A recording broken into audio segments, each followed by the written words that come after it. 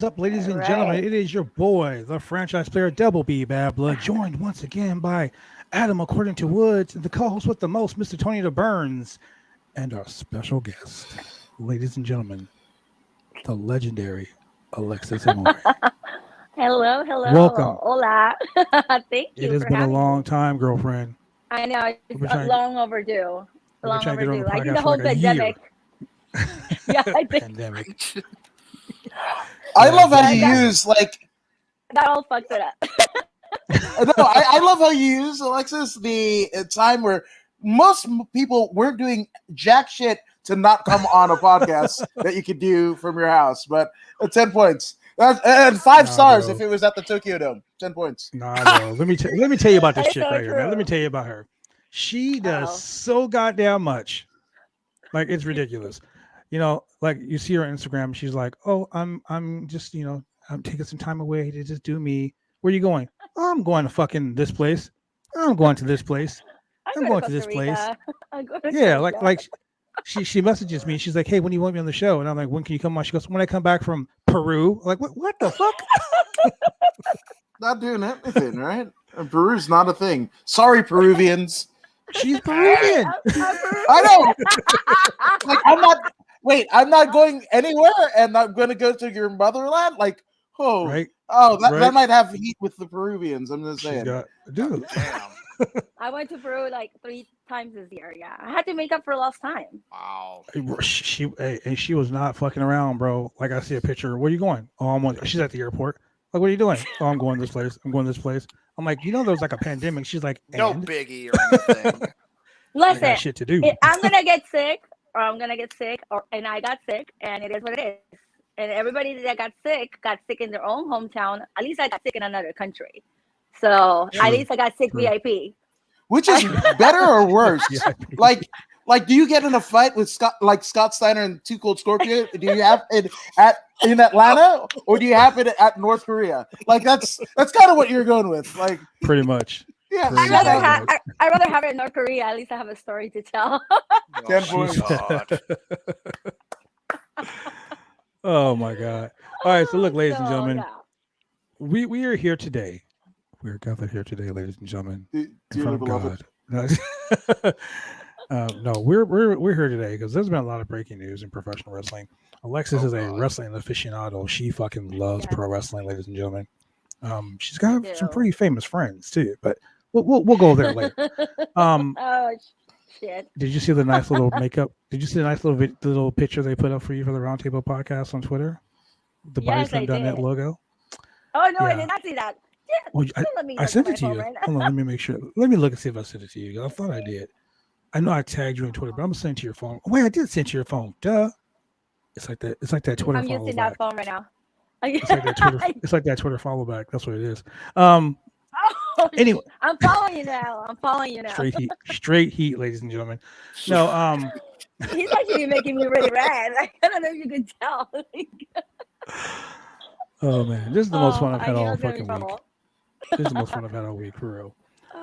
But we came on the show today. We were going to come up here and talk about AEW Dynamite, and ladies and gentlemen, Dynamite fucking rocked. 10 out of 10 show. Oh my God. I'm not going to spoil it for the 2 at the bottom because they haven't watched it yet. So Tony the Bern also. I'm gonna say. Shit. After Tony, you know what, Tony? Where the fuck have you been, Tony? Working. The fans have been asking. Yeah. They've been like, where is Mr. DeBurn? They've been like, where is fucking Tony Two Tones? It was Halloween weekend. I've been getting the new generation of doctors and lawyers ready for this post-COVID world, getting their examinations, their testing all done and ready to go. That's what I'm doing. So, Clarence Mason? Clarence Mason. Not quite. Okay. Not quite. Oh, man. Hey, so Tony, I'm going to tell you right now, Tony Khan watches BCW Worldwide. Does he? I'm going to tell you why.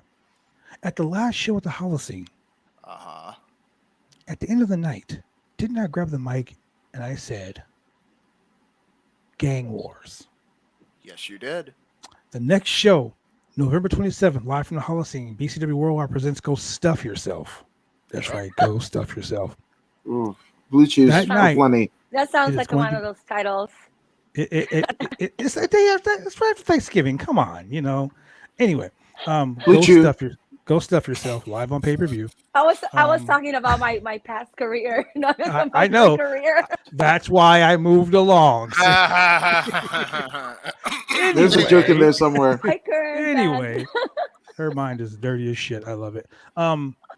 She fits right in this. She fits right in on this podcast. There's another joke there, but anyway. Look, Yeah. let me tell you. Look. I'm just gonna say this. Today, I sent a message to Adam. I said, "Hey, Adam, can you do me a favor? Can you push this hard for me?" And I'm talking about push the episode online. Mm-hmm. Adam says, and I quote, I have erectile dysfunction and I can't get hard often. So there you go. My thoughts went right to a Blue Chew commercial, and I was like, God damn it, we're going to I was just about to say that. They're not This is sponsoring sponsorship. us, ladies and gentlemen, but Blue Chew, the male one. Blue Chew needs to sponsor this thing. Blue Chew, if you're watching. Literally this thing. They you know what? Let me tell you about Blue Chew. They sent us some samples. They did. And I'm trying to give them away as candy, but Whoa. Whoa. I don't want to get in Save trouble. our children. Hashtag save our children. If you're giving around fucking Blue Chews Not to for kids. not for Halloween. You got to give context. Which holiday are we talking about? You were just talking about go stuff yourself, and then you're giving Blue Chews away. Right? Like, am I? Choose your battles, Gary. Choose your battles. Well, And we'll be right back with more of the Roundtable podcast. Professional wrestling is one of the toughest sports going today. If you ever dreamed of being a professional wrestler, then former WWE superstar and World Tag Team Champion Sir Mo of the famed tag team Men on a Mission invites you, yes, you, to join his Bumps and Bruises Academy. Now in 2 locations in Carrollton, Texas, and Sherwood, Arkansas. Allow Sir Mo and his head coach, Dante Smiley, and other coaches to get you on the road to an exciting and rewarding career. Classes forming now for your shot. Contact Sir Mo at 704-819-7312 or fill out an information questionnaire now. Don't wait, make your dreams come true today by joining the Bumps and Bruises Pro Wrestling Academy.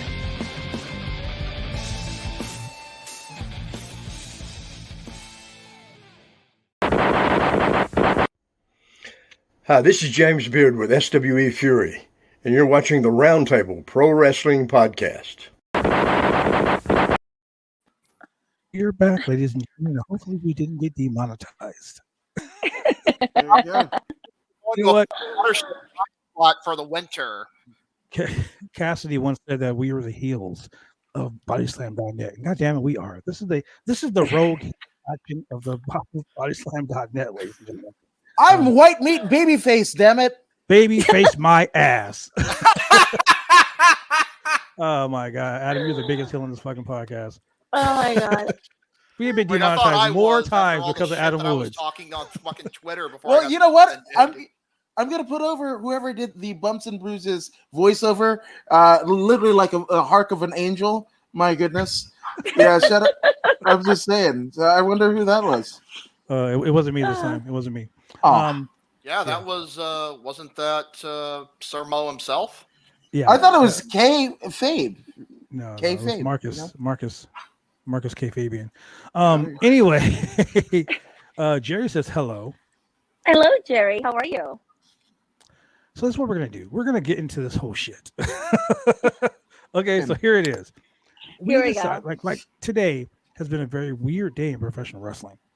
Well, it's been a really weird week. Danhausen gets his leg broken. Get well, Danhausen.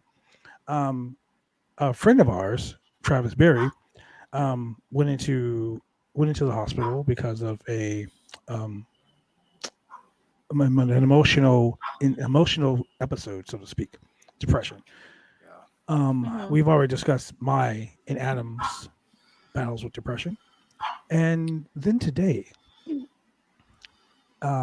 John Moxley came out and stated that he would not be at AEW Dynamite tonight, that he has checked himself into a rehab facility for alcoholism. That really takes a very, very big man to do that. And you guys didn't watch AEW Dynamite tonight, but I'm just gonna break a little bit and tell you guys the show started out fire. Great match. Alan Angels, number 5 of the Dark Order, took on Cody Rhodes, Kenny Omega. Very good match, a 5-star match. But what that wasn't the most important part of the show. After the match, CM Punk came out to do his weekly interview, his weekly promo. Punk came out and basically said, "Hold on one second. I mean, you guys can clap and cheer, but I don't want you cheering for me. I want you guys to cheer for someone that isn't here tonight. I want you guys to get on. I want you guys to cheer for Jon Moxley, and this is why I want you to cheer for Jon Moxley." And he went on the most emotional promo ever. Like, I'm sitting here like, fuck, goddamn, like he came out there and was like, he said, "I have 2 things to talk about tonight. First is this," and he went off about Jon Moxley, and he was like, "Me and him didn't see eye to eye. We're not the best of friends." And this is coming from a straight edge guy, a guy who doesn't drink, doesn't do drugs, none of that shit. I think a lot of people have forgotten that about CM Punk. Yeah, but for him to come out, he went.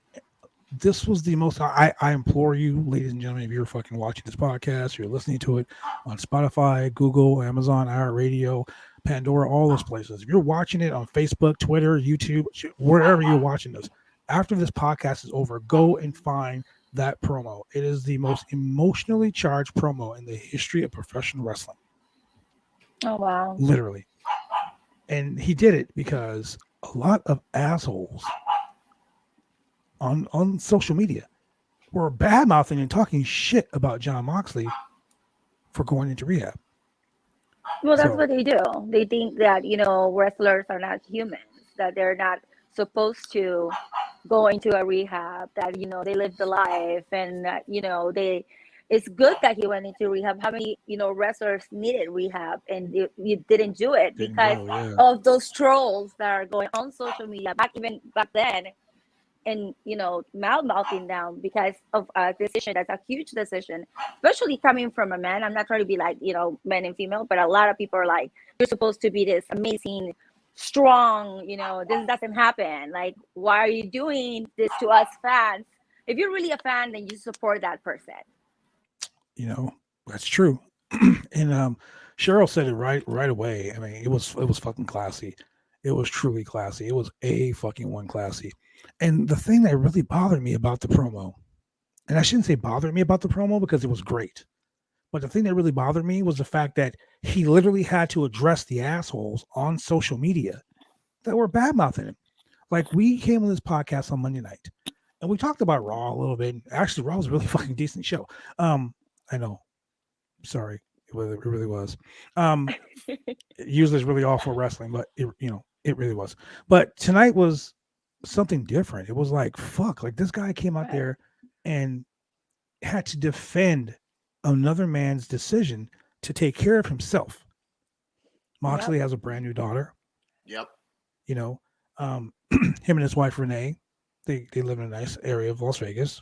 Mm-hmm. He has a home. He has a job. He has a family that he needs to take care of. And for you fans, I'm not even gonna say fans. I'm gonna say haters. We all know what a hater is. A hater is a fan in denial. For someone to be such an asshole, shame on you. Absolutely. People who struggle with mental illness, people who struggle with alcoholism, drug use, things like that, they're fucking crying out for help. I posted something on Instagram, on Snapchat the other day, and I said, silence is deafening. Yeah. People who deal with emotional issues and alcoholism and drug use and depression and things like that, they're screaming to be fucking heard. Right. And some people don't want to, like myself, don't want to put it out in the open because we're public figures. We don't want to be criticized and scrutinized and things like that. I'm pretty sure in your former industry, there are people who dealt with that a lot too. And because of the star status and because of the public figure, that you are, it's really hard to open up about things like that and not have to deal with social media backlash. Well, I have lost a couple of girlfriends in the business. I wouldn't say former because I'm still involved. I just don't shoot with others since, like a decade now. But I lost a really, really good friend back in 2017, and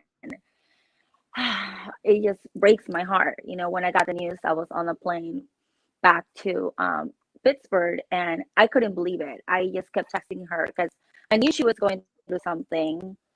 And the first thing that people do, which is sickening to me, is that they go to her page and follow her. You're following somebody that's not there anymore. Then, you know, I don't get that. To be honest with you, for me, it's because I had a personal attachment to her. We had a friendship.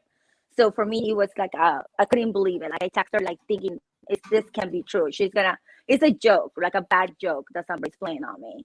But other people that you don't really know this person, and you're like, who is it? And then all of a sudden, she became from like 300,000 people to like 600,000, like in a week. And I'm like, what makes you do that? And then people go and bash her without even knowing why she did it. Oh, well, she did it because she's fucked up and she's a porn star and she probably was like all these things. And it's like, you're talking about somebody's daughter, somebody's probably wife, somebody's mother. Like, you see what you see on social media. That doesn't mean that everything you see is reality. Like you said, we're public figures. We're here to entertain you, not to down you with our human, exactly, part of our lives. So a lot of people, it's just really crazy how, I mean, I come from an era that, that didn't have internet. And now all of a sudden you go in it. And I remember when I did take some time off, which I never done, worked straight since I was 16 years old, not an adult, but that's when I started working. Yeah. And then I decided I have to clarify before people start like, wow. And it took 3 months off. That never happens. And people were like, I finally log in and they were like, is she dead? Like, not like a sad face or like just kind of like, is she, and I was like, I actually laughed at it because I'm like, wow. Like, this person doesn't even know me from left and right. He just sees what he sees. And then he's like, oh, she hasn't posted in a long time. She's probably dead. I'm like, wow. It's just, fucking weird. Yeah. And it affects everybody. Like, imagine if I didn't build that strong wall in a sense, because I'm still, human and I still feel. Imagine like how, if I was in another position, how I would feel. Like, that feels horrible. So yeah, it's just really crazy. It brings to mind one of my favorite comedians in the entire world. Robin Williams was the most fucking outgoing, happy, shiny. You saw Robin Williams and you just automatically got happy. Right. But he was someone that was like dying inside. He was hurting so fucking bad. And people don't like you it's hard. Like, someone once asked me about dating. And why I don't put my personal life on social media. And basically I said this: the character you see on TV, the character you see on this podcast, the character you see in the ring, that's 1/3 of me. That's the character that I play on TV. The person that I am in public, in my real life, that's the person that I keep separate. I've known people for 10, 15, 20 years, and they're like, dude, you got 2 kids? Like, what the fuck? It's because personal is personal and business is business, and in any industry, and it goes back to, like, you never know what someone is thinking, how someone is feeling. You never fucking know. Yeah. It's just crazy. Now, it is absolutely crazy, and not to justify a particular behavior, right? But like, sometimes when somebody, who means so much to you from afar, passes away or what have you, you try to find ways to reconnect, because who doesn't know somebody that has like a Selena poster or Marilyn Monroe poster or JFK book or what have you? So those are things, and usually the estates of these people, if done right, ends up actually being a little bit more prosperous and fortified in the wake of the person's unfortunate passing. It's a weird thing that we have, as a people, but also in like wrestling, right? In terms of like, people trying to get themselves over, right? We know those fans that will chant the things because they haven't done taken a bump, taken a advocate's course, or aren't a part of the business, and they want to basically hijack the show and what have you. And I think that's a little bit of like, yo, let's see, oh, this person's down, let's kick them all while they're down, and that's, and it's something that I'm still kind of trying to figure out. I mean, obviously, we saw in the last 20 some odd months since March of 2020, we saw different aspects of personality traits, whether that be faith-based, whether that be, political, socioeconomic, what have you. We kind of saw that in more ways than maybe we did before. Or if it was happening, well, we're working 40 plus hours a week and 2 hours commute or whatever, or handling our social medias and all that jazz to kind of like, now everything's a little bit more apparent because everybody's kind of at home. So it's a weird one. Yeah, exactly. Everybody got a chance to actually see whose real colors in a way is too. I mean, I lost friendships through the whole, COVID situation because some people couldn't handle it. And then there was like, they didn't like your decisions, or, you were doing this already, or, politics, like you said, came through, all kinds of things. Like everything exploded in one year. And then politics was a real sore subject. And this, you personally, Alexis, personally for me, COVID was a real serious issue.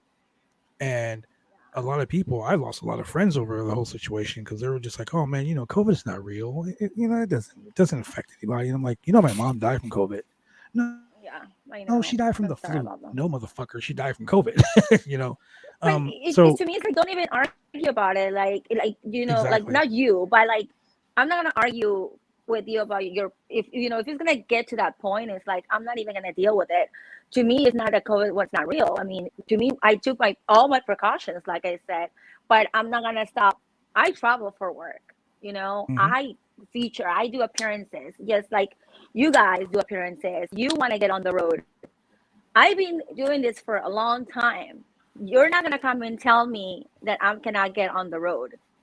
Like, you know what I mean? Like, somebody's not gonna come at me on my life and be like, you cannot do this, you cannot do that.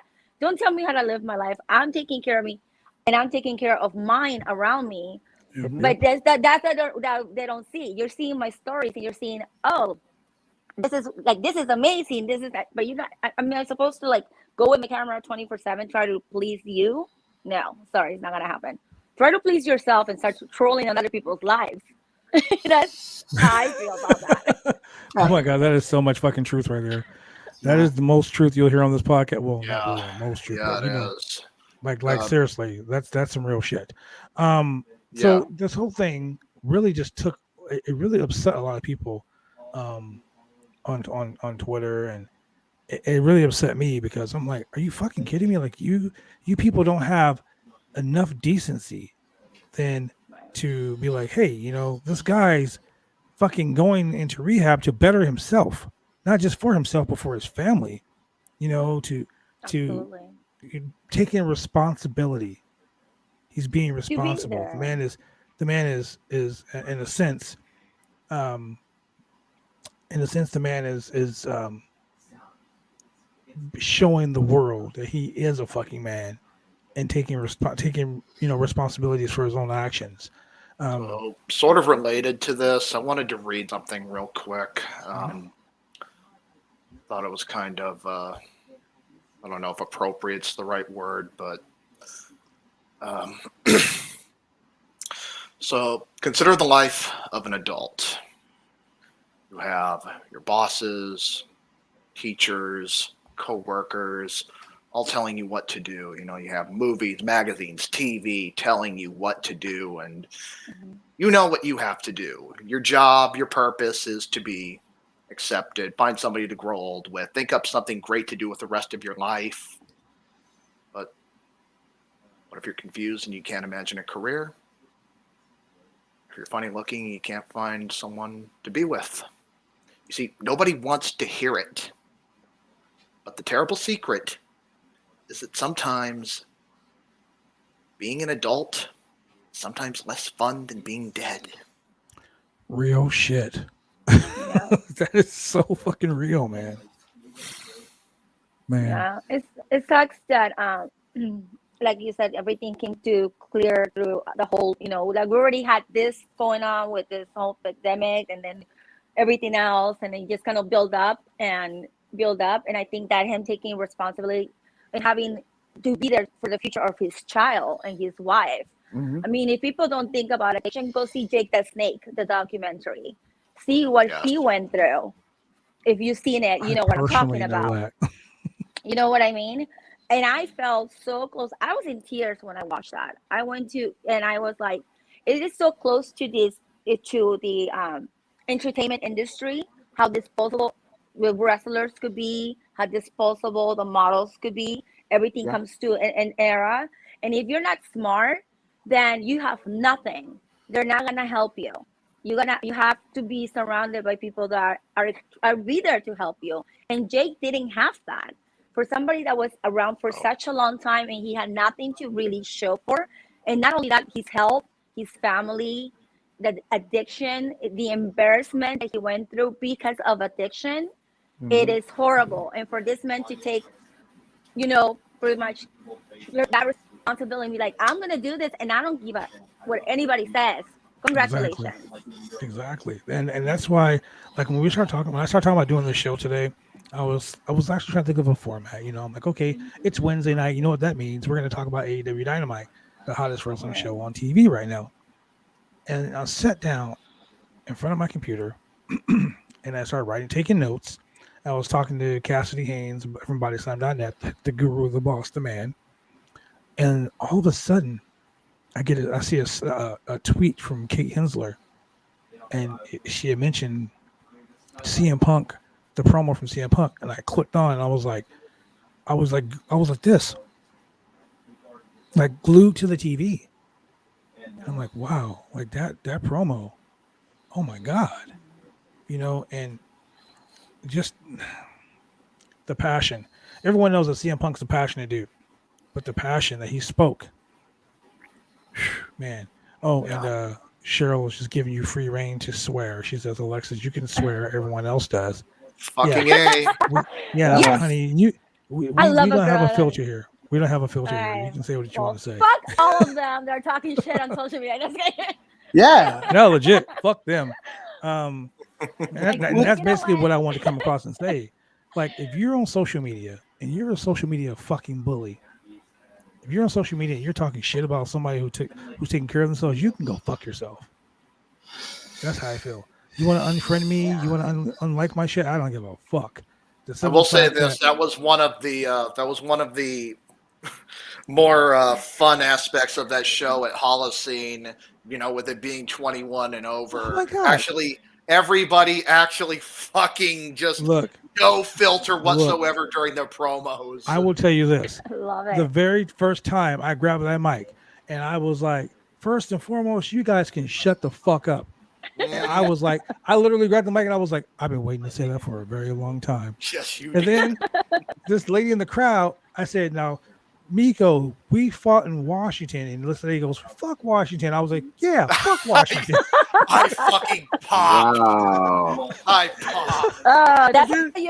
That's how you make friends real quick. I thought about it too. I was like, wow, did I just say that out loud? In front of hundreds of people. I'm like, fuck Washington. But yeah, so yeah, it was a lit night. That's And awesome. hey, and I love November shows like 22nd, that. November 27th, live at the Holocene, live on pay-per-view. Go stuff yourself. PCW Worldwide has returned back to the Holocene. Ladies and gentlemen, go get your tickets right now. Go to eventbrite.com and get those tickets. We need you to be there 3 again. weeks from this Saturday. Gang wars, ladies and gentlemen. Gang wars. It's going to be a crazy street fight. I mean, somebody can get their ass run over by a car or Morrison. Somebody might get thrown off the bridge. Who fucking knows? It's going to be wild and crazy. I'm Like bringing my Eddie, you're Especially the neighborhood that place is in. Holy fuck. Yeah. Someone actually might just get thrown off a bridge. I think someone better go talk to the strip club right next door and let them know that somebody's. Oh God, there. that's right. Yes. It's gonna be awesome. Just I'm gonna rub thinking, someone's tongue all over the fucking pole and everything. You just watch. It's going down. Well, Oh, I better think find I Don't threw worry, up in my Alexis. mouth. I'll send find you. the phone number for Sassy's real quick. Don't worry, Alexis. I'll send you the link. You can watch the crazy shit that's about to go down. Oh Yes, my please goodness. do. No, and I'll wear my for mask those, and sanitizer. Just kidding. yes, Right? I mean, and look, for those look. keeping count, I'll spray my you, phone. yes, spray your phone. But for those keeping count, you said ass, gang something, and go stuff yourself in the Gang same. wars. Go stuff yourself. Yeah. And So strip club. this joke's there, but I'm not. Yeah. I mean, you know, hey, Bring him on. Yeah, hey, man. it's Wednesday. It's 8:30. Hey, wait 27 more minutes. It'll be 9 o'clock, and then it'll be the Roundtable Pro Wrestling Podcast After Dark. I'm dark. Everything is dark with me. Jesus. Oh, goddamn, Adam! Look, watch this, Adam. I'm gonna show you this trick I learned. Ah, there you go. Was that him Look joining at that. Blackout? That was him joining the House of Black. Right on. Yeah. Cheryl has already pointed it out that demonetized. Demonetized. I love Yes. Cheryl. Cheryl's great. She's Cheryl's fucking great. amazing. Cheryl is our Canadian Spitfire. She will say shit. Hey, Cheryl is the kind of girl, Alexis, that you will get along with just fine. You know why I know that? Because Like it, Cheryl because I like it. Cheryl cusses. Cheryl has been banned on Facebook so many times. She is a repeat offender. She is in Facebook jail right now. This is why me and her get along so well, because I'm probably the next cell right over. Cheryl sent me she sent me a message on Messenger last night, and it was just a screenshot of how many violations that she had off of one post. Facebook is sensitive. I just said, I don't have Facebook. I'm like, what did you do? She was like, it was a joke that we made. She commented on a joke that we made on the podcast. Not in jail yet. Yeah, you and me both. Yeah, counting down the days. Yet. Oh yeah. So getting back to the whole thing, in any industry, you're gonna have people that are gonna have substance issues and things like that.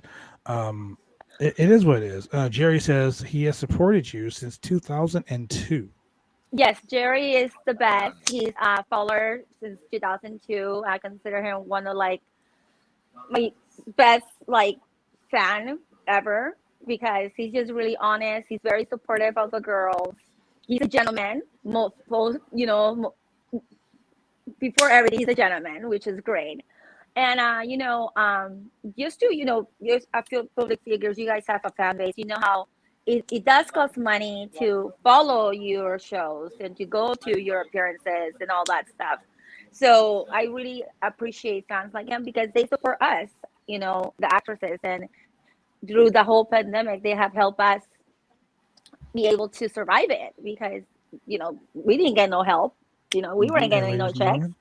If you want to follow her some more, all you gotta do is click on allmylinks.com at Alexis Amore. Just go do that, ladies and gentlemen. Go follow, go like, click, and subscribe. If there ain't one thing you do tonight, ladies and gentlemen, you need to go like, click, and subscribe. Help my people out, because my people helped me out when I needed them. Now is my turn to give back. Help this lady you guys out. are awesome. Thank you. And it's really great. And click on the first link on that link. The link, not on Alexis herself, because consent is always nice. Yeah. Hey. Yeah. There we go. I don't know why I felt like I had to do that. You had to defend her. Look, if you want to follow her on Twitter, ladies and gentlemen, go follow her on Twitter. Look, here's her Twitter handle right here. But let me tell you something. I'm glad I didn't wear this shirt now, because it's too. Don't be dropping no D pics in her inbox, okay? Don't be doing no stupid shit like that, because you will get banned, blocked, and you will get shamed. I will have her send me. Look. If y'all look, I'm gonna tell you right now. I'm gonna say it right here on the show. I've known her for a very long time. I've been friends with her for a long time. Here's the thing: if you disrespect her in any way, I'm gonna have her send me the messages, and I will put them on the fucking show every week. And for those who listen. For those who listen to the podcast on Google, on Spotify, on Amazon, on Pandora, on Anchor, for those who listen to the podcast when they're driving around on Google and iTunes, guess what? I will read those motherfuckers out verbatim, and I will flash your name on. I will put your ass out there. Whoa, how about that? Whoa! We went from defending her, and then Shut up, Adam. We were from I helping see the people. wheels turning. Yeah, to showing asses.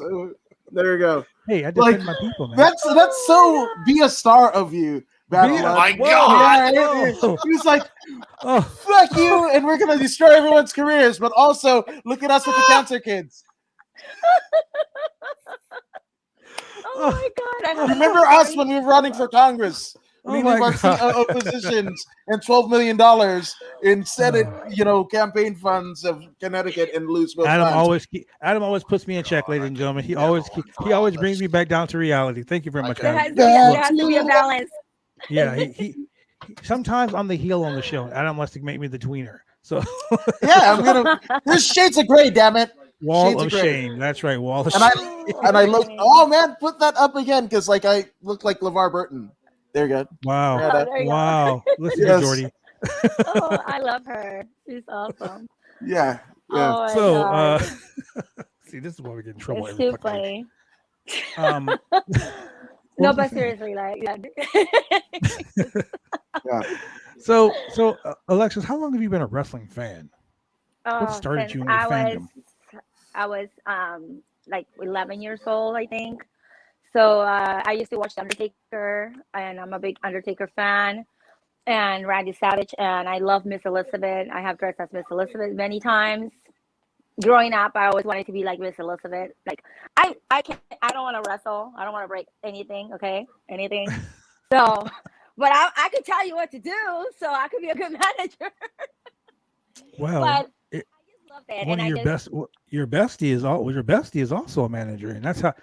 Honestly, it's so crazy because I think that's how I actually met you, because I'm friends with Olivia, and she's a manager of a group called the Tribe. She was part of the Tribe with the NWA. She's been managing wrestlers for such a long time. So you can do the same thing. I mean, shit, if you're in Portland, Oregon, November 27th. Things are so different now. It's just so funny because I have gotten like opportunities to do certain things, and then they're like, oh no, well she's done or whatever. And then the funny thing is, like, if you watch, back in the days wrestling, it was pretty much like porn. Like girls were half naked with the hair, and That's right. that's like. But I'm not saying I know that they're going to another, the more friendly, family-oriented stuff. I could dress up. I don't have to be in a bikini, no lingerie all the time. Well, I'll tell you. I don't have to wear clear heels all the time. So I'll tell you this: you can be a manager. I mean, if you somehow, some way, end up in the greater Portland area on November 27th with a 21 and over show, there you go. I'm pretty sure you can say and do whatever it is you please. I know the booker. He's a nice guy. True. He ain't gonna get mad. Tony knows the booker. He's a nice guy. He ain't gonna get mad. Yep. But I think that, and I've always said this. I've said this for many years. Like I've met a lot of adult entertainers through the world of professional wrestling. Right. It's so close. Those worlds do cross-pollinate exceptionally. Like, Jasmine Sinclair, kind of she ran a company called 3PW, and I wrestled for her. Yeah. I met We all know Rob about Black and his wife, XPW, Christy yeah. Miss. Wrestling and pornography, or It's like this. exactly. Like this. Like that. She said it like that. Like that. See, that's how we get Like demonetized. that. God damn it! It's like that. This is that the this? It's like this. Here's the cheers to people. Yeah. Okay, I got it. Oh, man. no names, no names. Yes. Yep. There it is. Where's the mic at? Let me drop it. Yeah. There We're we not go. going to get into FMW, so we'll just leave it at that. I will just send you the screenshots later. Oh my Okay. God. I will not report it. I swear to God. I will sit here and I will laugh. Oh, I There you go. laugh too. Believe me, there's Oh my God. some interesting ones, but I feel like it's just like that with everything, because I happen to just grow up to be, what my career now, but I've been watching wrestling since I was, a child, and then my dad. I remember my dad used to walk in the room because I love the Undertaker. He's like, "You're gonna have nightmares," and he will turn off that TV on me. So That's it funny. was- That's he- funny. he's like, "You're gonna have nightmares." Click, and I'll wait like 10 minutes and turn it back on, hoping he was still, in the match. And that was Oh, just shit. like the way it was. See, I So- was the exact opposite because the Undertaker scared the ever living shit out of me. Like when I heard that gong and the shrill of Paul Bear, I'd be like, "Oh hell no!" Like he's gonna Oh, put shit, somebody ladies in a and box. gentlemen. We got to run in. We got to run in. The world famous South Bay Louie. Go South follow Bay him on Louie. Instagram, ladies and boys. Go follow him on Instagram, ladies and gentlemen. South Bay Louie. There you go. Oh, thank No. you, Louis. I'm sorry, South Bay King Louie. That's right. See? He's got more followers than probably most of us. Probably me. There you go. Just say it. It's fine. It's fine. Look, y'all got a new fan today. Alexis Amore is an awesome person. No shit, Alex. Thank you. Thank you, Alex. Thank you for joining us. Thank too you for sweet. joining. Yeah, Yeah. it's really funny. But I love, my favorite match. I think when I finally was able, and I paid for my tickets and went to WrestleMania, was Roman Reigns and Undertaker, and I was like, I know I said Roman Reigns. Wait. I love Hold him. on. What's wrong? No, Let's nothing stop wrong right with here. Let's that. stop right here. Nothing wrong with that. I need to ask you a question. Yes. And I want you to take a deep breath before you answer. I want you to think about Okay, I this have question to before sit you down answer. for this, Louis. Okay? Let me get ready. I heard the cracking. This is serious. Do you acknowledge Roman Reigns as your tribal chief? He can do whatever he wants.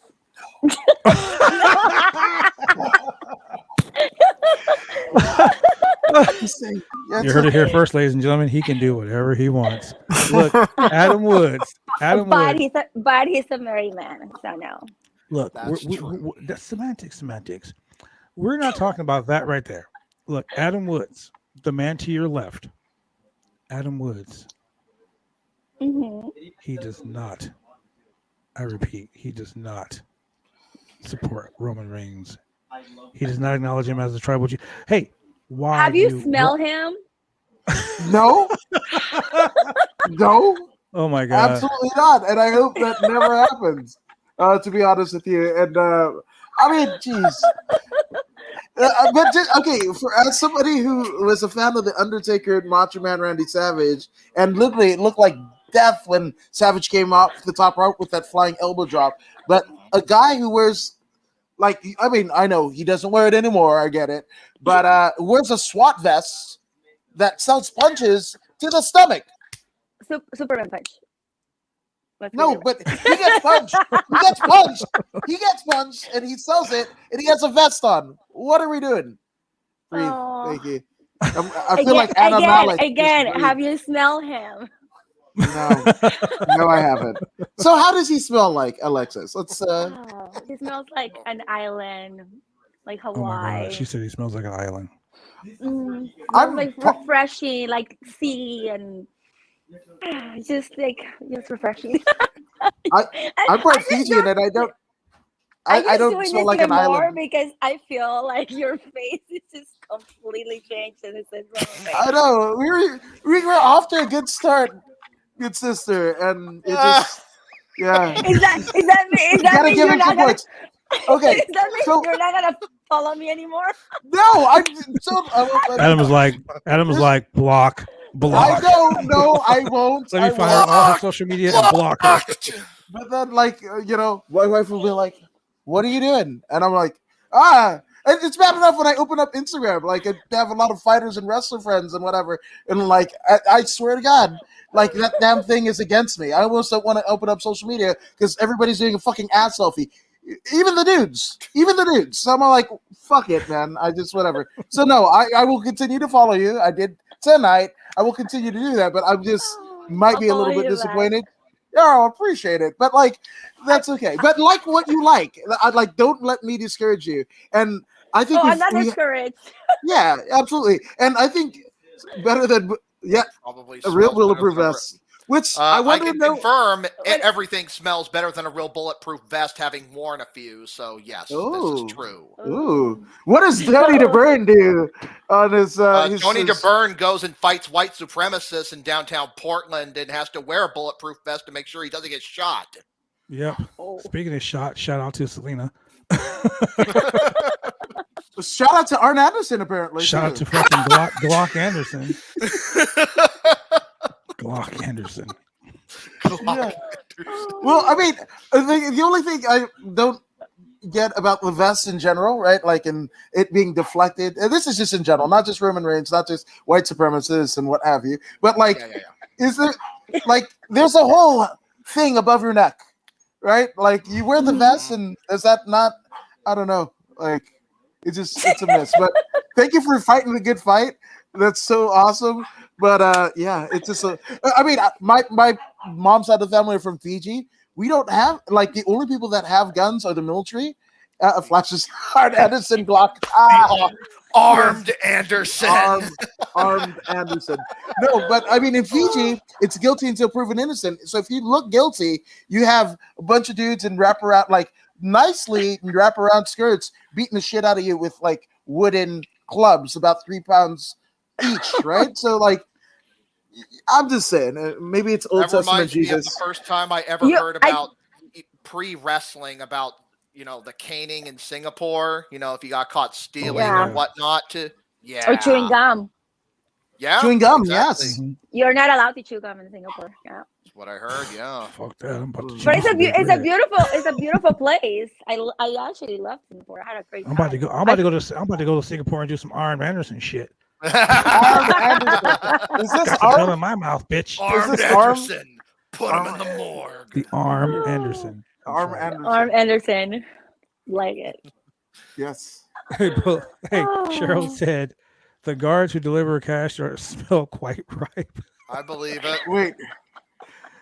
Oh, what man. what does everybody fucking do? Like She I works just in saw. the bank. Okay. Wow. I don't. See? Guilty. Imagine if you had a Fijian club, Cheryl. Like that's. I'm just saying. So look, going back to what we were discussing. Yeah. Alexis Amore. Yeah. She does acknowledge Roman Reigns as her tribal chief. And somebody has to to. her. And according to her, Adam, Somebody has to. not according to Woods, according to Alexis, he can do whatever he wants. Yo, I did say that out loud, didn't I? Shit. Yes. They have a shot. Oh my god. I'm not. Well, is it a Roman Reigns drive-by shot or is it a shoot shot? Because I don't advocate shooting anybody. But I know. I was gonna say what? Yeah, we're like not talking about that kind of shot, buddy. We're not talking about that kind of shot. He's trying to shoot his shot. There'll be no shot on this show, my friend. Wait, was that the woodchuck wood type deal? Hey, how many shoot shots you shotted? You can go subscribe to her OnlyFans if you want to try to shoot your shot, buddy. There you go. Get shot down. In a blaze of glory. It's an Arm Anderson shot. It's an Arm Anderson shot. Well, so, but I did. I came around, Monday night's podcast. I'm like, in place, if I, like, I guess we're talking about guns here, but guns ahead, right? Sammy Guevara, Roman Reigns, I acknowledge that Sammy Guevara is absolute shit. He said he would acknowledge that Sammy Guevara is his Spanish god. No, it's the absolute shits about talking about he wants to, as a positive thing, that he wanted to rape Sasha Banks. Yeah. Yeah, I remember that. Yeah. So, he went to a sensitivity class for that. So, yeah, we all know. I've told you about the stories about Sammy. We'll talk about that off the air. Oh, God. Yeah. But anyway, so you started watching wrestling. You went to WrestleMania.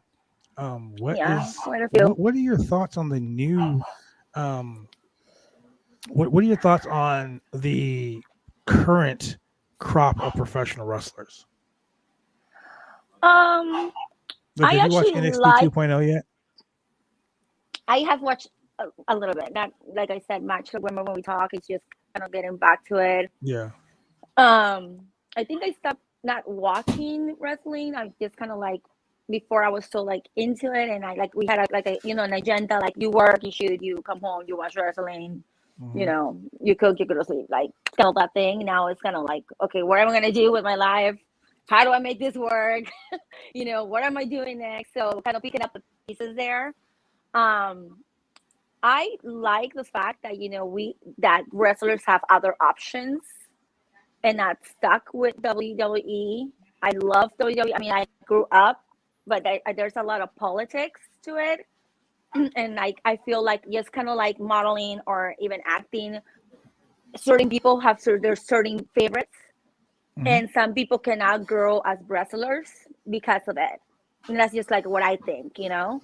I feel like, you know, other branches right now are giving those wrestlers maybe even more money, maybe, you know, their own ideas, maybe even the fact that you could speak your own character and not be stuck to this storyline that they always stuck them to. And then it's just like you don't have room to grow, not only as a wrestler, but as, you know, you're kind of like an actor in a sense, you know, you're acting it.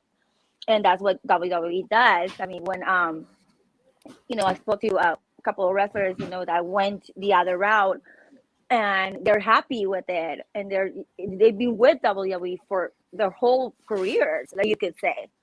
And now they're making a name out of themselves, and now they go to these other brands that they're like, listen, we're gonna give you a little bit of, like, you know, we're still gonna manage you, but we're gonna give you the option to tell us what you like and go from there. And I think that's awesome. I think that having that liberty is what makes you happy, and actually will help probably even their mental health, you know, decisions about abuse of, you know, because when you're not happy somewhere, that's when you start abusing. That's when you start, you know, instead of like drinking to have fun, you drink to, you know, bury those feelings. Exactly. And I feel that that's what happens in a lot of this in the entertainment system, period.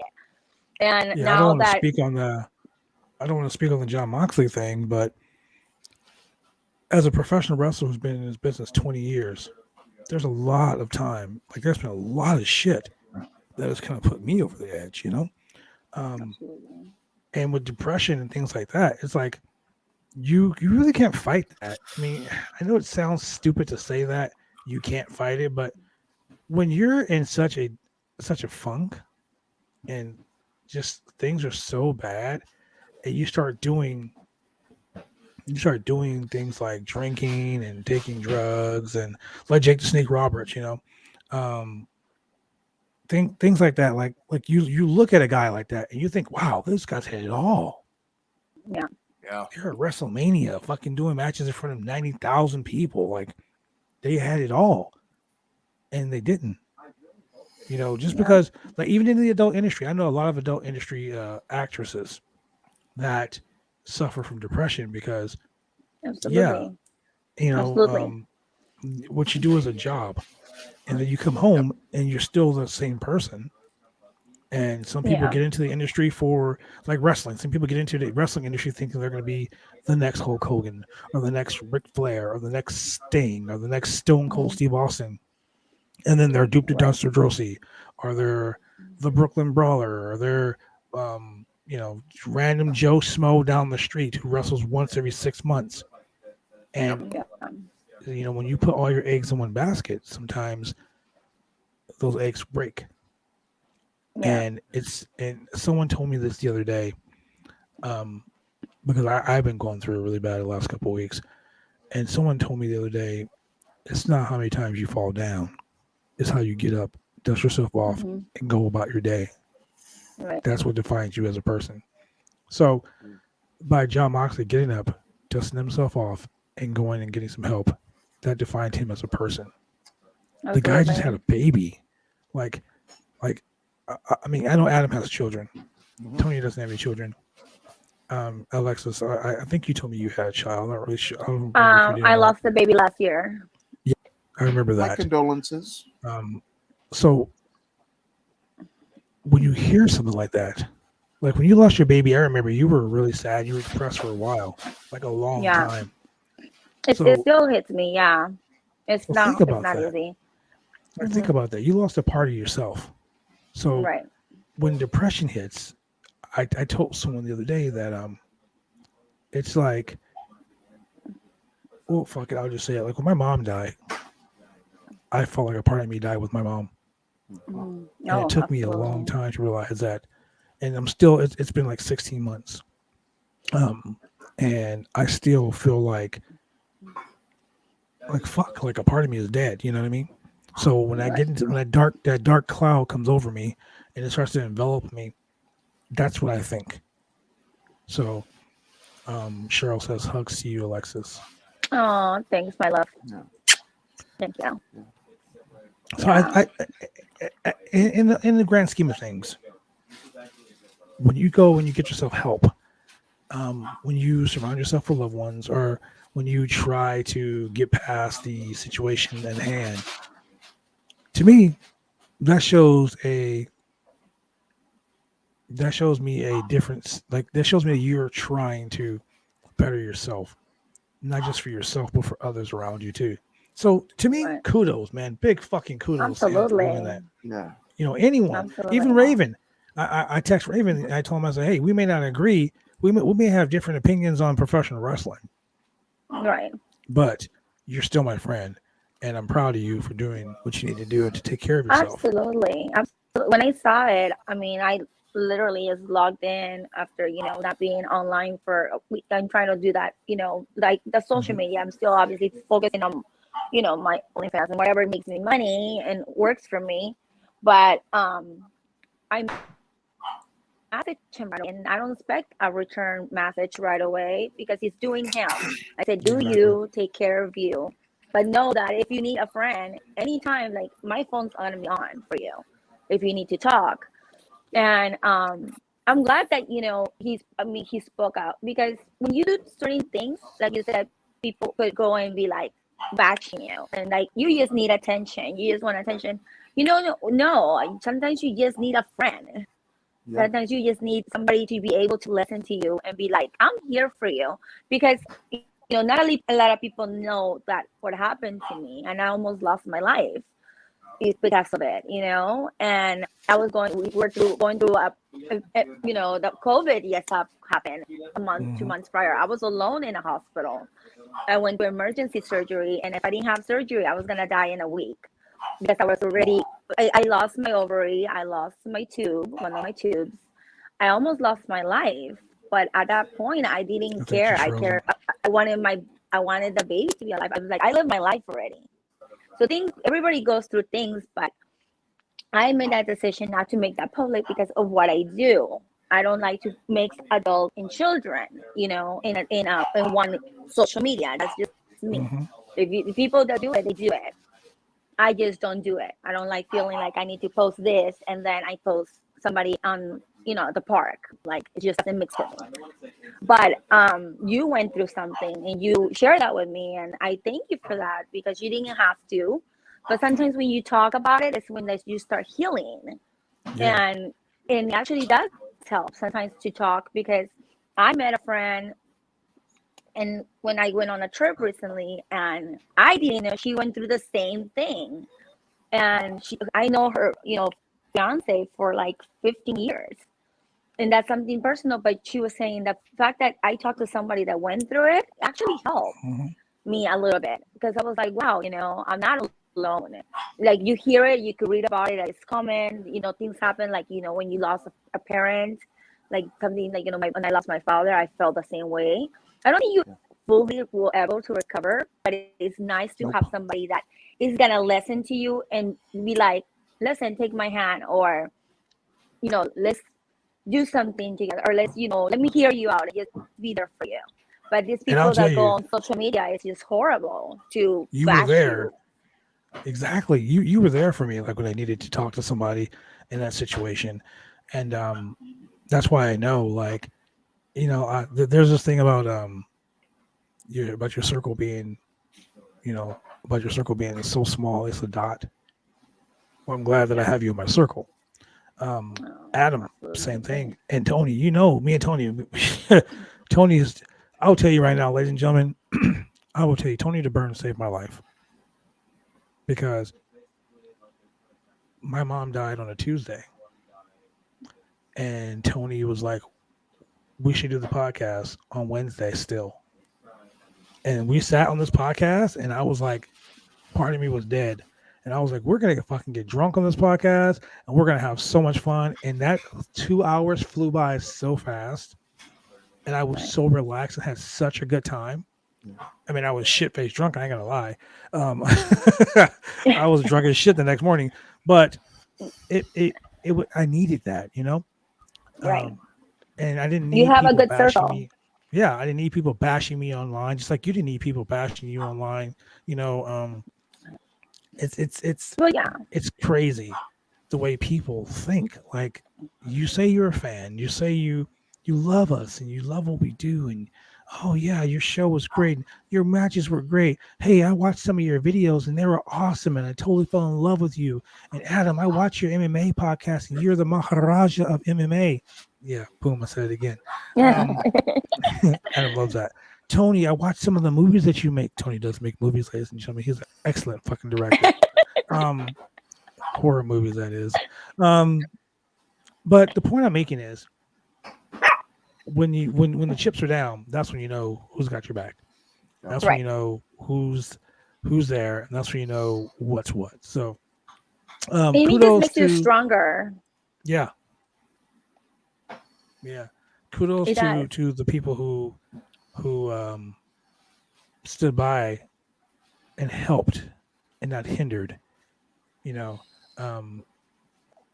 it's just crazy. Like, I'm excited to see what happens. I'm excited to see what happens when John comes back, because that's gonna make him 10 times the band, 10 times the myth, 10 times the fucking legend. You know what I'm saying? Absolutely. And for him to keep strong, you know, that thing right now that he needs is people that is gonna strengthen your decision, not weaken you. And that's the most important thing. When I went through that little period, you know, like I said, like, this is the first time me speaking about it, period. Like, you know, in this kind of, you know, in a podcast or whatever. But setting, I remember I did a photo shoot in my balcony, and then I have a scar, and somebody comments, "Oh, it's nice to know that you got liposuction while we're going through a pandemic." And yes, I kid you not. And are you serious? Oh, I swear, yeah. And because, you know, I have my, you know, scars from when they went through and whatever. Yeah. And I wrote I didn't say that I lost the weight. I said that I went through surgery and I almost died. And I was like, but nice to know that you're worried about me getting liposuction. And it's just like those kind of things that you deal with, because I haven't done anything boy, girl in over a decade. Like, I have my partner, or had my partners, you know, in long relationships. And it just happened that this happened and I had no clue, you know, but I don't have to like defend to people. Like, if I post this, say that I was the person to post this, the first thing that they will be saying, because I see it in other girls' pages, well, who's the baby daddy? Did you even know who that is? Like, things like that. It's very, like, social media is very hurtful, you know, and they don't think about like how you feel. And that's one thing that makes this is, I think, opening the door to other wrestlers that do need to be able to open up and be like, and I do need help too, and I'm gonna say it.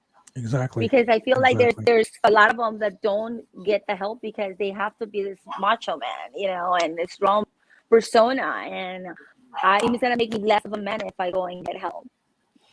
And that's actually not it.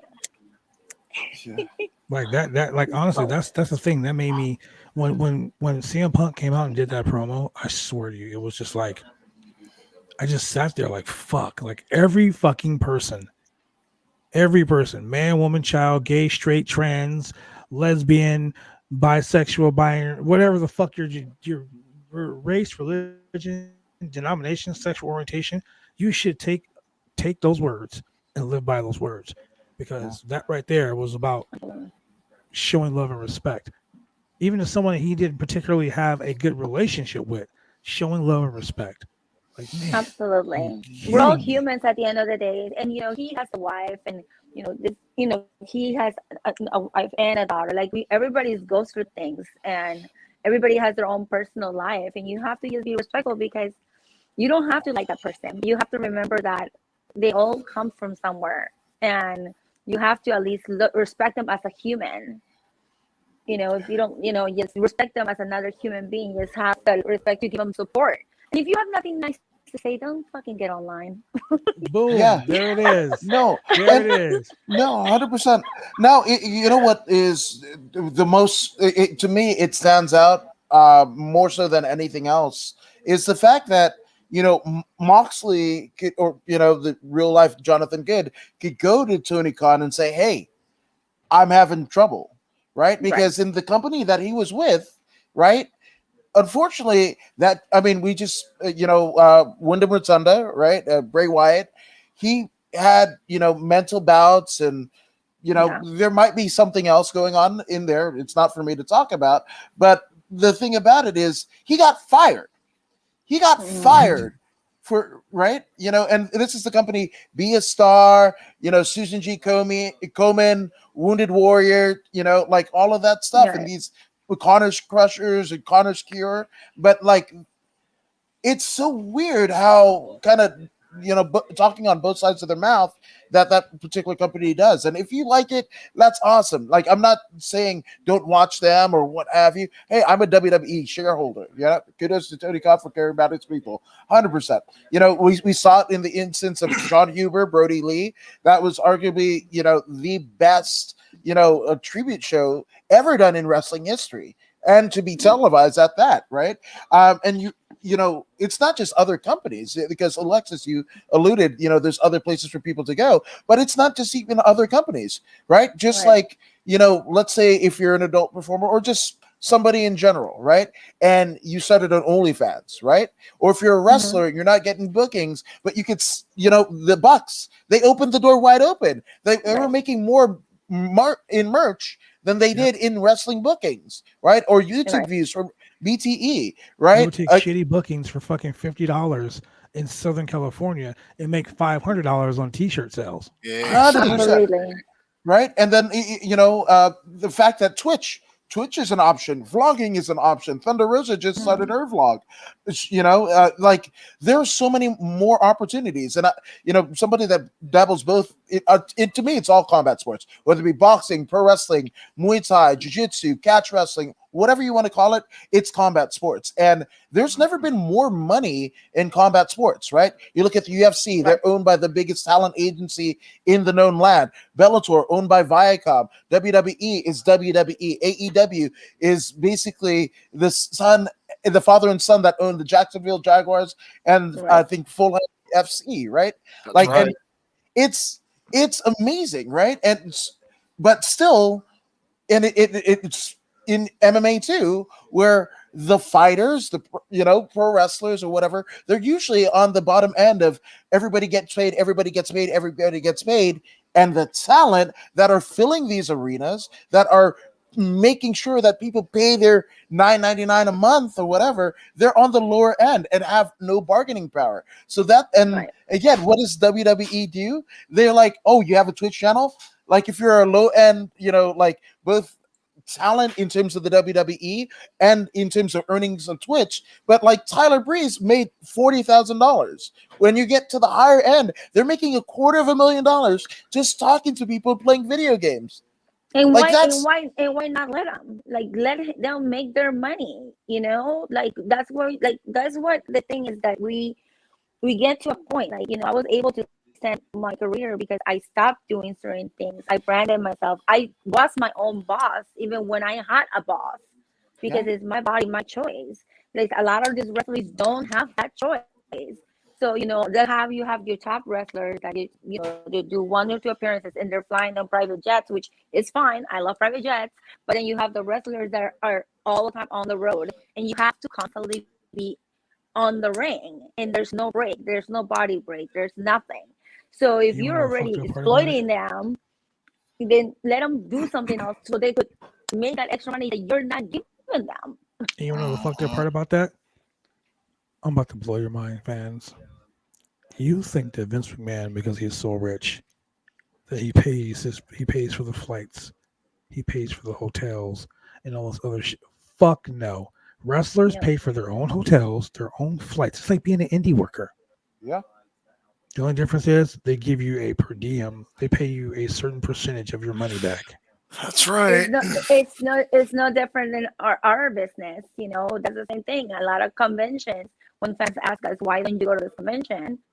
Yep. Unless you're under contract, you're paying for your hotel. You're paying your flight. You're paying for your booth.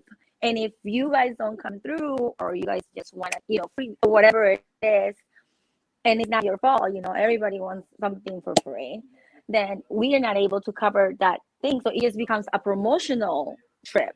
It does not become a promotional and a profit trip.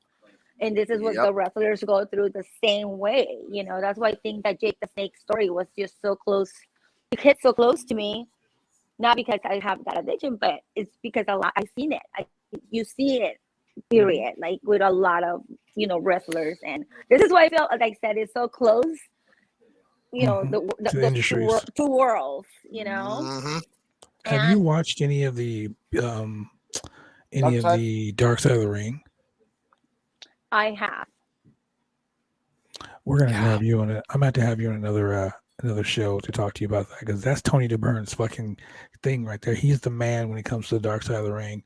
I'll tell you, after watching that Flight from Hell one, yeah, a lot of your heroes are no longer your heroes. I'll tell you that. Yeah. Oh God! When we get to that, when we get to the steroid trial episode, holy shit! I'm getting goosebumps right now. I'm like, it's crazy. Yeah. No, and also the culture, right? The culture has changed where, guys famously, in shoot interviews and girls too. Look at no further than Miss Elizabeth, one of your heroes, Alexis, was I think one of my first crushes, right? And she succumbs to a drug overdose, right? And the fact that we went from a culture and an industry where people are trading pills and uppers and downers, and the schedule is all weird and all that, to like guys and girls on video games on Twitch. And like, to me, that's something. I haven't heard of a wrestler death, right, that was premature in quite a while. But I mean, I know throughout like my high school into my early adulthood, that was the case. I'm all like, oh my God. I remember when like Andre the Giant, that was the big thing. But oh man, that was like the tipping of the iceberg, and that obviously was a natural causes because of his disease. Yeah. But like it, the Rick Rudes, the Kurt Hennigs, there's so many guys and girls. The Von Erichs, holy shit! When I talk about Dark Side of the Ring, the Von Erichs, holy hell, and it's just like I'm glad, absolutely 100%. But the fact of the matter is, now it's not that destructive behavior, right? The only destruction is maybe the company that you're working for that says you have to be A, B, C, whatever. Your name is Slapjack and Slapnuts or whatever the fuck, and you wear a mask or whatever. You work 15 years to get to a particular echelon, or if you're Dio Madden, you played football or whatever, but still an athletic endeavor, and then you get called up. Yes. And I'm what? Wait, didn't in one of the segments before I'm like, whatever, didn't you do like almost a Josh Barnett Bloodsport-esque Raw Underground, right? So why don't you take the badasses from segment 3 and put them in the last fucking segment when the people are fucking cutting up the ring? God. No. Yeah. Look. Yeah. Cheryl said it best. Cheryl said it best for you. Cheryl said it best, and I think that she probably shouldn't have said it because this is what got her in trouble already. But T-Bar. What did you say? Your name is T-Bar. I'm T-Bar. The third member of TLC, T-Bar. So I'm gonna take Creative has nothing for you. I'm gonna take responsibility right now. And Cheryl, I am sorry.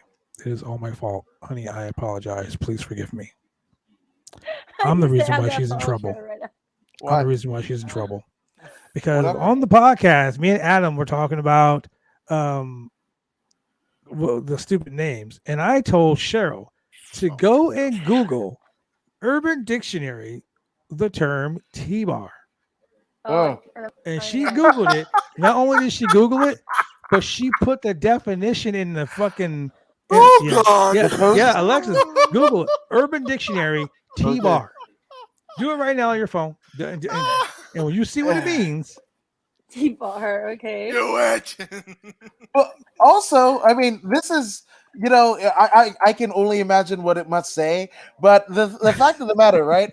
in like the last 5 years, we've had whatever T-bar is. We've got Dewdrop. We've got this. What is it? The submission sister, a sorority sister. Oh my god! Right? That's just wait. PG, right? PG. Did I get this right? The act of using girls' pigtails to twist her tongue. Yep. Well, okay, that's part of it. That's part of it. The Urban Dictionary states that the T-bar is. I don't want to say it because I don't want to get demonetized.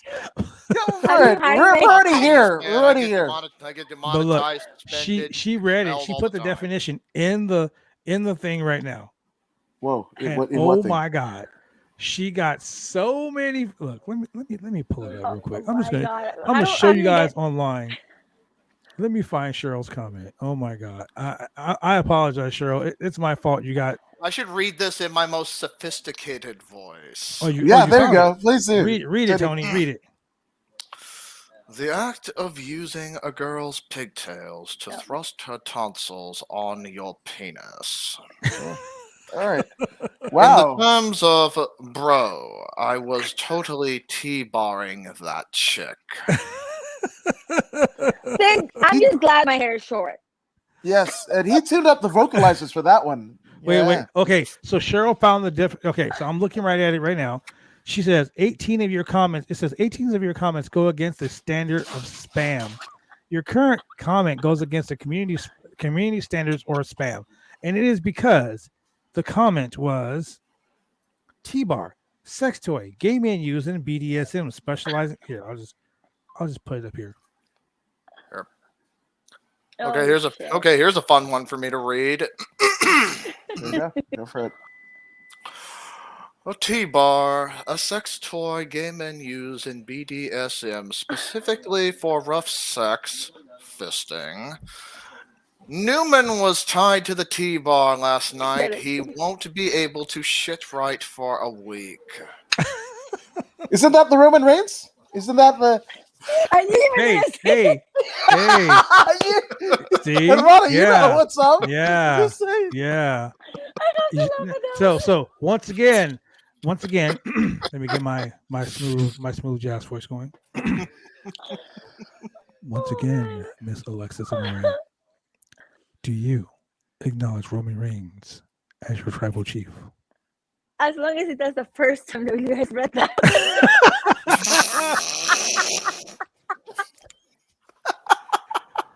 And off the rails we go. Wait, also that the graphic, the altered sense of reality fucking graphic, it looks cum-face. Right? Am I not the only one? Like, once again, ladies and gentlemen, we will be right back after these exciting messages from our sponsors. Drive me insane! All these rules are lame, have been taking all the fun out! Drive me insane! All these rules are lame, have been taking all the fun out!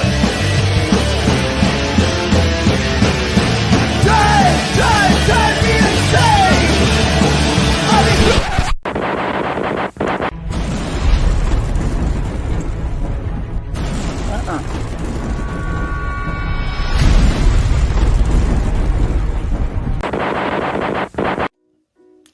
When you want to get your hair cut, you go get your hair cut right. You head down to Big D's Barbershop. Big D's Barbershop, Vancouver, Washington's best and brightest. 1019 Main Street, Vancouver, Washington, where you can go get your hair lined up, cuts, fades, shampoos, conditions, and all the great things that go with supporting a local barbershop in a local business area. You can also reach them online at www.bigdsbarbershop.com. Go get your hair cut right.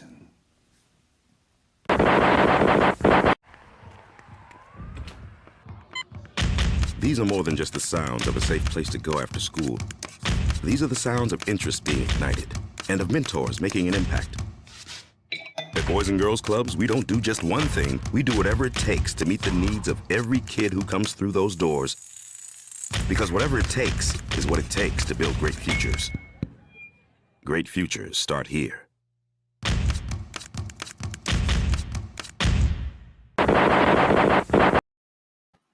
And we are back, ladies and gentlemen. Let me do this real quick. Let me kick her from the studio. Wow. And then bring her back in. Got me. There you There go. we go. She had to switch up on her phone. She got one for the bros, one for the. Uh-oh. You hear me? Uh-oh. Absolutely. We can hear you. Yeah. All right, good. Well, Okay. let's for those who again are keeping count. We went from T-Bar to Big D's barbershop, right? Jesus Christ. Which Big coincidentally, D, coincidentally enough, what was that promo? Where did you say fuck? Which state? Washington. Bad luck. Washington. Where's Big D's barbershop located, folks? Vancouver, Washington. Shout out to Big D. Hey, look, I'll tell you, Big D. Shout out to Big D. She gets the best fucking haircut. She does a straight razor. I go get my head straight razored over there. Sexy shop. She can do cuts, fades, all that cool shit. She works on all ethnicities, genders, all that shit. It's a old school cool ass barbershop. She's a cool ass lady. Big time wrestling fan. Love her to death. Yeah. So shout out to my boy Dan Housen too. Dan Housen's over here counting his money right now. Yes. Unfortunately, he broke his leg on a show. I was gonna say, that same show, Danhausen and Mance Warner both with almost the exact same injury. Okay, so here's the thing. Sugar Dunkerton was on the Listing Your Boy with Sean Ross Sapp today. Yeah. And he was in the match right after their match. Like it was like Warner hurt himself, and then Danhausen hurt himself the match after. Yep. And then they were the next match. He was like, we were in Gorilla, and they were like, "You guys sure you want to go out there?" The last two matches, people got hurt. Yeah, crazy. exactly. So I mean, it does happen. Knock on wood. Doesn't happen. So yeah. Danhausen has 11 featured T-shirts on ProWrestlingTees.com. So go buy his shit. Help the man out. He's one of my favorites right now. I acknowledge Danhausen is very evil. More teeth. He's very evil, but he's also very good. Yes, he is. He's very evil. Very evil, very good. Very rich. Very rich. Yeah. Man. So, with that being said, John Moxley, everyone's in Bleacher Report, everyone's saying we love Mox. Fans were going crazy in the building. It was announced like today, like earlier today. So I'm gonna go into the AEW review because that's what we do here on the show on Wednesday nights. We come on here and we talk shit about everything good about AEW. Yes. So AEW Dynamite's card, like we talked about the card earlier this week, Adam, and we were talking about some of the matches that were going to be added. Oh my God, some of the great matches that were added tonight. I mean, you had Kalisto make his AEW debut. What? Oh yeah, Kalisto and Aerostar. Yeah, Kalisto and Aerostar challenged for the AAA Tag Team Championships, which are currently held by FTR. Wow! Yes, it was dude. It was a clunky match, but it was great. So let's start off the show. The Cleaner Kenny Omega defeats Alan Angels. 7 years to put Alan Angels down. Number 5 from the Dark Order. Number 5. This happened to be the 2-year anniversary from the first time that they met, and Alan Angels took Kenny Omega to the limits, and he did it again tonight. It was a fucking great match. It was great. Shout out to Alan Angels. Awesome match. After the match, Kenny Omega put a chair on the ground and was going to give him the one-wing angel onto a chair, and lo and behold, some boy shit happened. Some real cowboy shit, because Hangman Adam Page ran down, was gonna get buckshot. Kenny dipped out, was like, I'm out here in peace. And it was great. It was great. So the second match was so the CM Punk comes up, and basically this happened. Says Tony Khan spoke to Tony Khan. They changed him. Mox was supposed to be in the world title, but due to the situation at hand, he wasn't out because of that. So basically, culture personality hits. CM Punk comes down, gets in the ring. Punk throws the crowd, and without doing his trademark stage dive, he didn't say his clobber in time. None of that shit. He came down, the music went down, and people started chanting his name, and he was like, "Nope, not tonight. You guys know why I'm here." He says there are two people who aren't here tonight. One has a very legitimate reason. That one legitimate reason was Jon Moxley. He went on to talk about Jon Moxley was seeking help for his problems, giving him kudos, telling everyone to watch, that if they ever needed help, everyone that was watching, we need help, go get help. And he got really emotional talking about Mox, like bring up their past issues, and so he wishes that he's glad that he's taking care of himself, and he also says he wishes that he also have taken time from wrestling because remember CM Punk left wrestling because he wasn't feeling physically and emotionally right.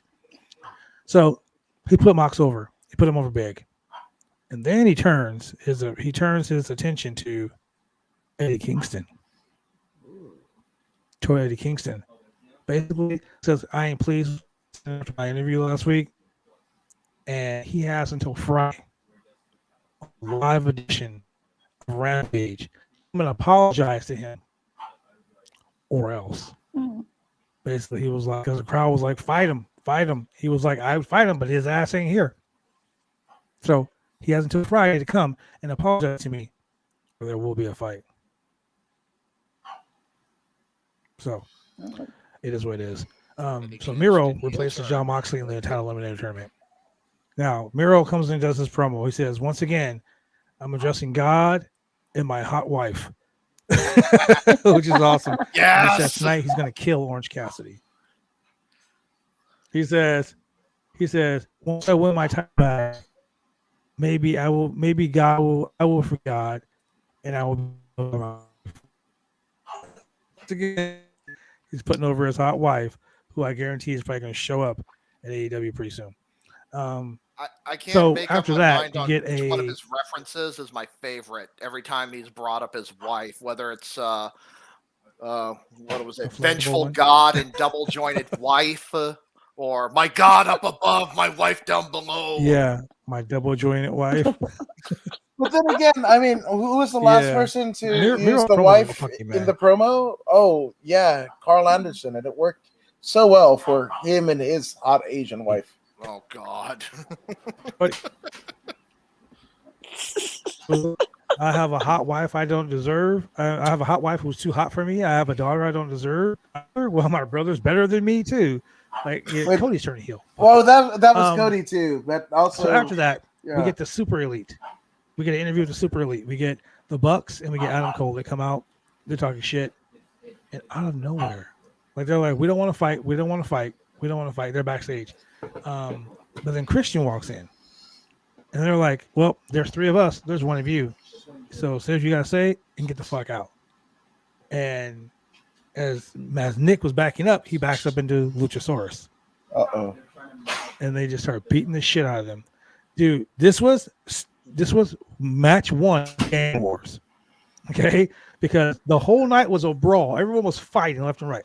They fought all the way out to the fucking crowd. It was 3 against 2. And lo and behold, Jungle Boy comes back, flips off the stage on all three of them, brawl for like a good 5 minutes. Finally, they get Adam Cole by himself. They chokeslam Adam Cole. I mean, Nick on the back of Adam Cole. Adam Cole's on the ground, and Christian comes out with 2 chairs. Puts Adam Cole's head under the first chair and whacks the fuck out of it with the other. So concerto, nice. ENC, all over again. So after the beatdown, we go to the AAA tag team championship match. FTR versus Aerostar. Match was really great. I mean, you can tell there were some botch spots. FTR is working with a lucha team. The lucha team is going too fast or going too slow. But all in all, it was a really good match. But the best thing happened at the end of the match, as they're beating the shit out of everybody. Cody Rhodes and Malachi Black, or Cody Rhodes and What's his name?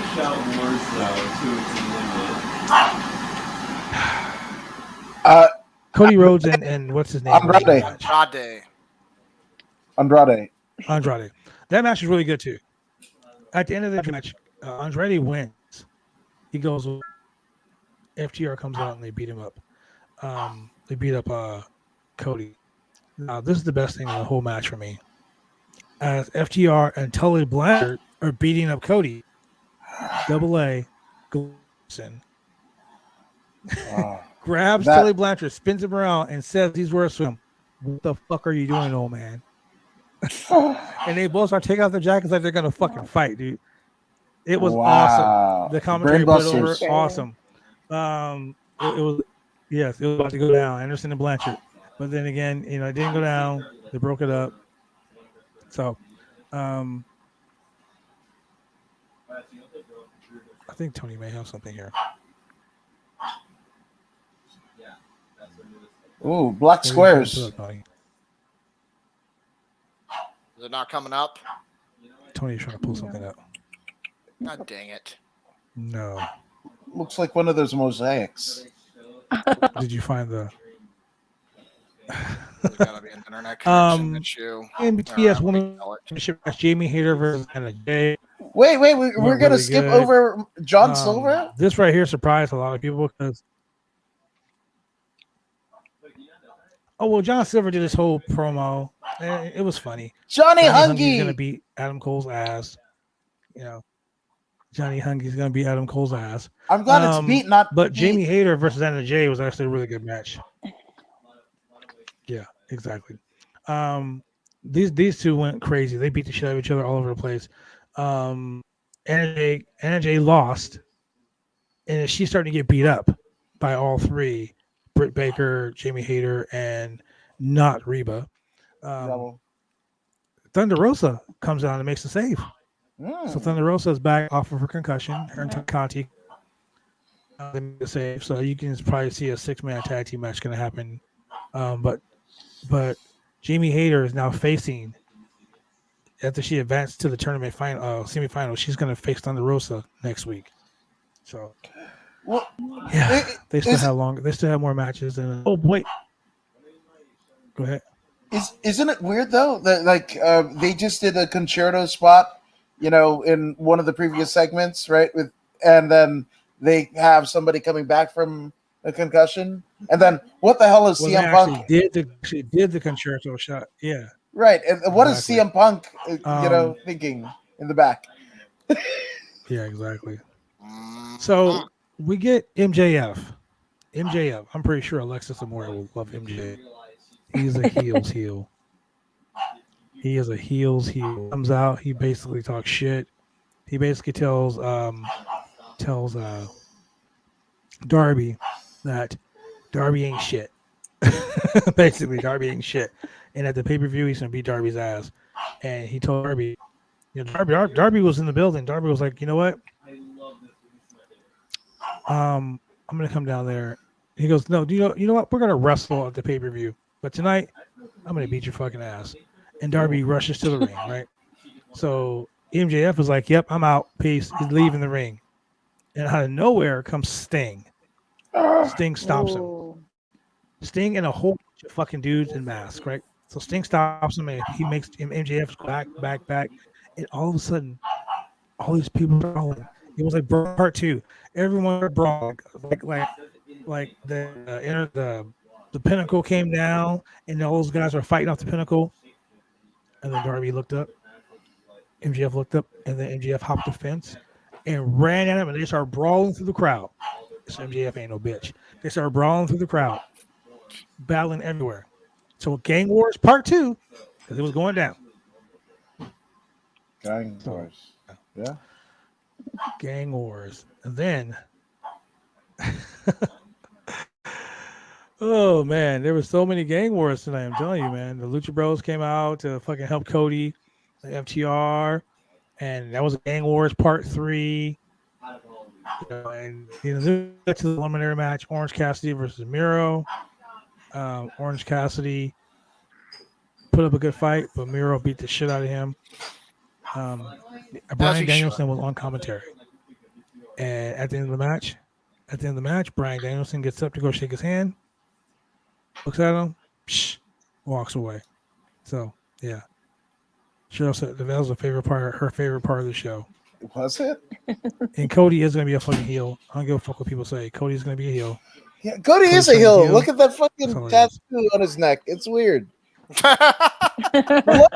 First off, the logo's dog shit. The logo's dog shit. Andrade came up with the disc. Andrade came up with the sick disc, and he was like, he's like, everyone hates you, Cody. Maybe it's because you got that stupid tattoo on your neck. I was like, I'm dead. Oh, damn. I'm dead. He fucking shot on him. It was great. But all in all, I give AEW Dynamite a fucking 6 out of 5 stars. Like, I'm giving it an extra star because it was that goddamn good. I'm gonna give it an extra star for the simple fact that CM Punk put over Moxley the way he did. Yeah. It was great. No, 100%. And that goes to show, ladies and gentlemen. Yeah. And the thing about going back to Mox, right? It has almost nothing to do with any of us, on the podcast, any of us as fans or what have you. This has to do with his family, his immediate family. This is somebody who his book was released. I mean, because theoretically speaking, theoretically speaking, when Tony Khan put out the tweet, it was late. Tuesday evening, right? About 10 o'clock Pacific Standard Time, 1 a.m. on the East Coast and what have you. So theoretically speaking, I mean, it was the day that his book came out, and he was already getting kind of a bit of a buzz over the weekend where, he admitted to smoking crack. There was a lot of towels that were kind of let out. The cat was let out of the bag. Before the book actually came out. So it's kind of serendipitous that, he checks himself in now, but also how cool is it that he has the support of, if nobody else, just his wife and his, newborn daughter, to make better for their lives. They just sold one of their houses in Vegas, moved into another place. So at a time where it's probably the most stressful in his life, new baby, new house, new promotion, even though he's an ex-champion and one of the centerpieces there. It's a lot, especially for somebody who grew up in Cincinnati with not much, so yeah.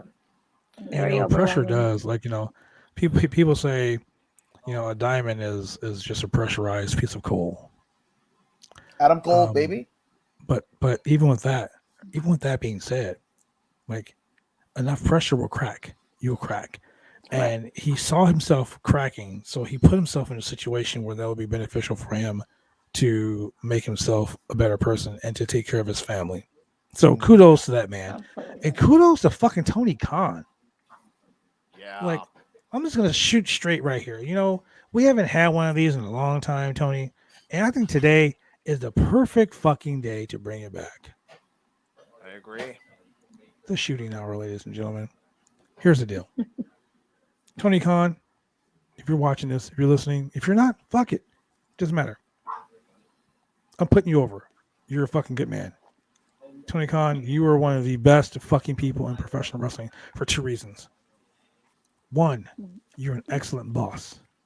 You take care of your employees. Because they're not just your employees, they're your fucking friends. The people that work for you, you respect them. They're not just an itemized line on a fucking document. They're people. 2, the way you handle personal strife with people. The Brody Lee situation. Not only did you keep the secret that he asked you to keep and you took care of his family, you're still taking care of his family. His son has a fucking life contract. And his wife is on the payroll as well. And you just hired his wife to do special things as well. You set up a Brody Lee fund. Yep. Owen Hart, who the WWE didn't give 2 shits about, because that's just me personally. When Owen Hart fell from the fucking sky and died in that ring, you should have stopped that pay-per-view. Yep. Not sent his best friend out to the ring as his body was being carted away. That's fucked up. That's fucked up shit. So with that being said, Vince McMahon's a piece of shit for that. But the way you handle the Brody Lee situation, the way you brought in the Owen Hart's family, and you're putting together a Owen Hart memorial show to memorialize a man that meant so much to so many people in wrestling. Yeah. When the speaking out movement came, and situations happen with certain people, you put those people in positions to thank you very much, Cody. Great words. You put that man in a situation to who was pulling for the Braves and who for the Astros. I didn't care either way. But the point I'm trying to make is Tony Khan takes care of his people, and he takes care of his people because he's not just a wrestling promoter. He's not just a guy who runs a company. He's a good fucking dude. Yeah. He's a good dude. He's a fan. Tony Khan has a heart of gold. That is a true statement. He's a fan, and he knows how to take care of people. So kudos to Tony Khan for doing that. Tony Khan put the tweet out after talking to Moxley, after talking to Renee, making sure it was okay with them. You know, he's a personal, like some people. I listened to a podcast. I listened to the oral sessions with Renee Paquette when she had on Ricky Starks. Yes. And Ricky Starks said, Tony Khan is the kind of guy that you can sit in a room with and be like, hey, Tony, I have an idea, man. And Tony will be like, come over here and sit and talk with me.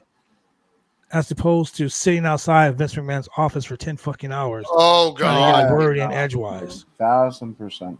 So, yeah, to me, that's what I'm talking about. And look at this. Tony does take care of his people. He isn't just organization for money.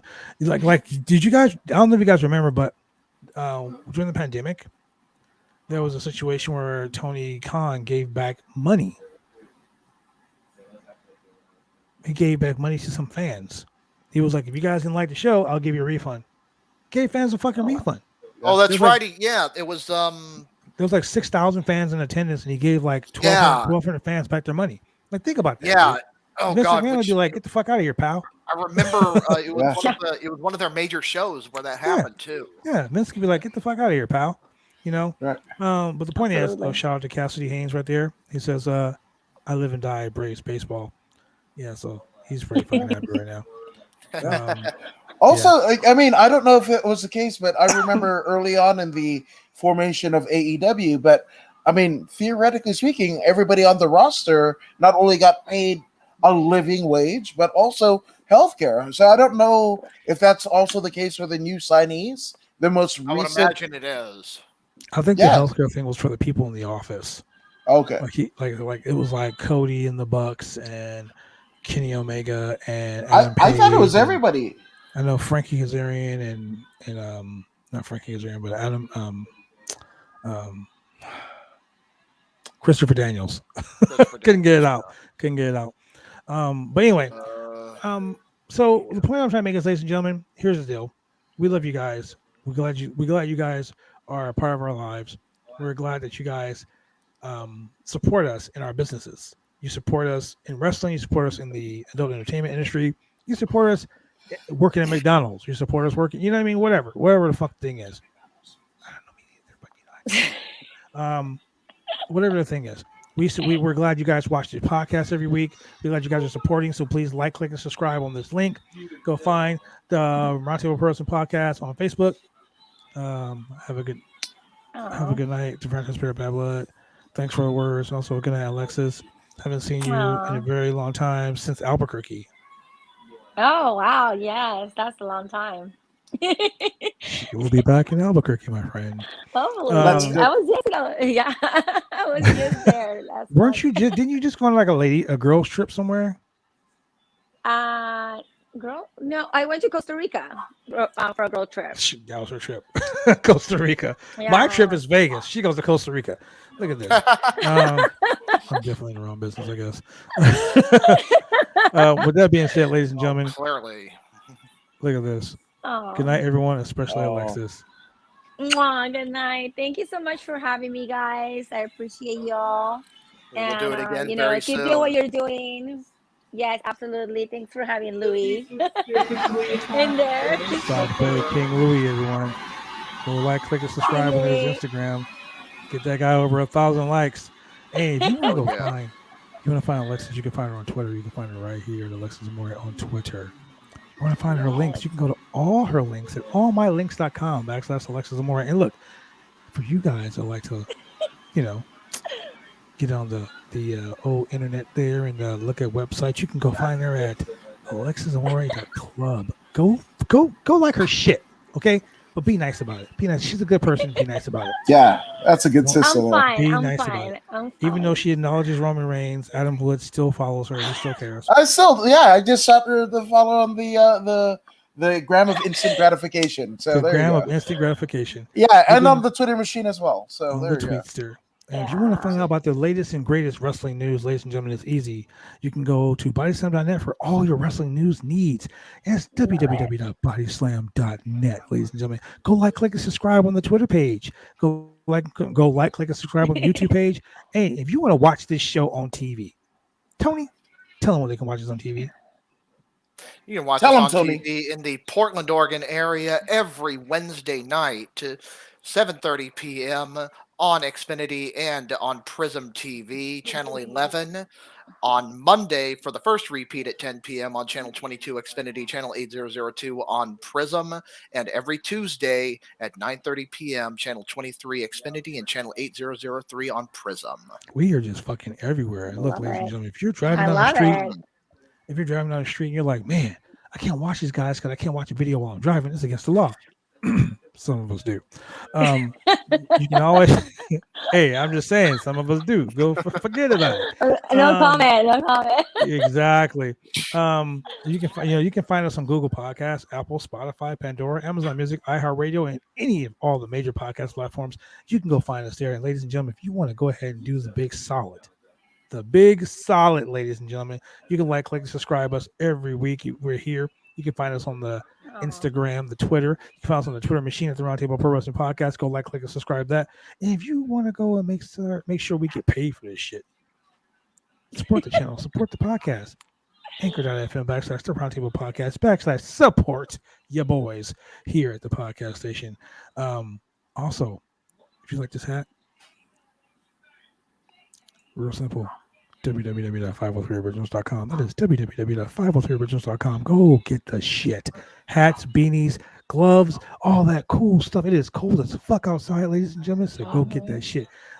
Miss Alexis Amore, what are you playing with down there? I just had my shirt. I was like doing laundry, so I found my shirt. Wow. Okay. She's over here supporting Double or Nothing, ladies and gentlemen. That is right.